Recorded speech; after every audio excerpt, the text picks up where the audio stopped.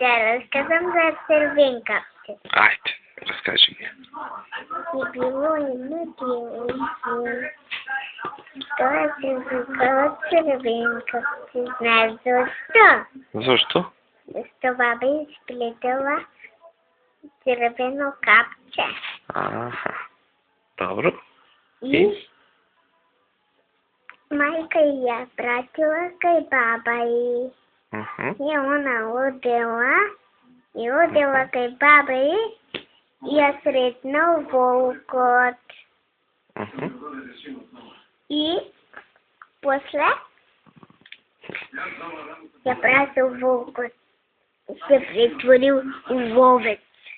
Вака да си лови рибички. И ја прашал кај оди? И она рекла кај баба ми. И после и побарало волкот колаче по големо парче.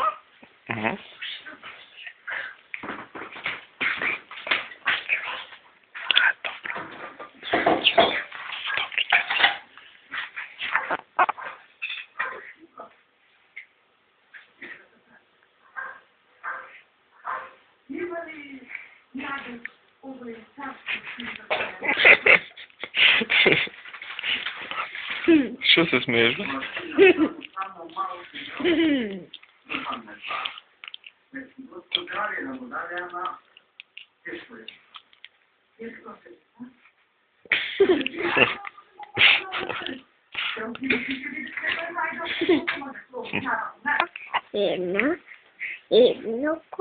Едно по-големо парче от колача.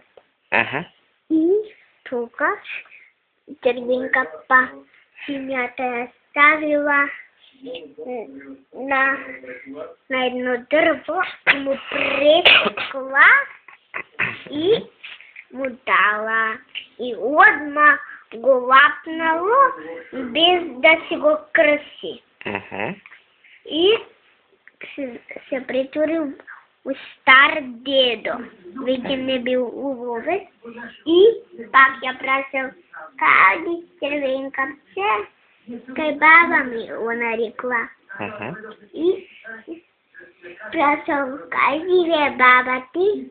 Онде далеко малата кукичка. И волкот се залетал и Червенкава рекла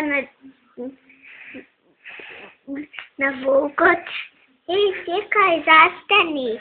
И волкот се залетал на кај неа, ја прашал, тој? И она се му одговорила, и он пак се залетал, и Червенкавче не го барала више волкот. И се залетал, скокал на едни дупки, дека ќе падне, и тога стигнал кај баба и на Червенкавче, и све, и ја изел бабата, и се претворил у баба, и Червенкавче го пипнала, и рече,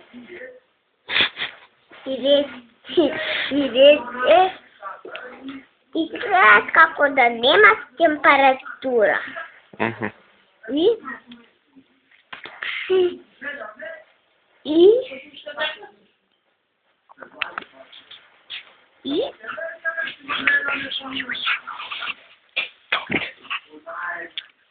се бркале со Червенкавче, ја ухватил, зашто птиците летале по него, и тие срничките го сопнале. И Червенкавче немала веќе од што да се плачи и си извлекла си отишла кај мајка и сами се готвеа прица.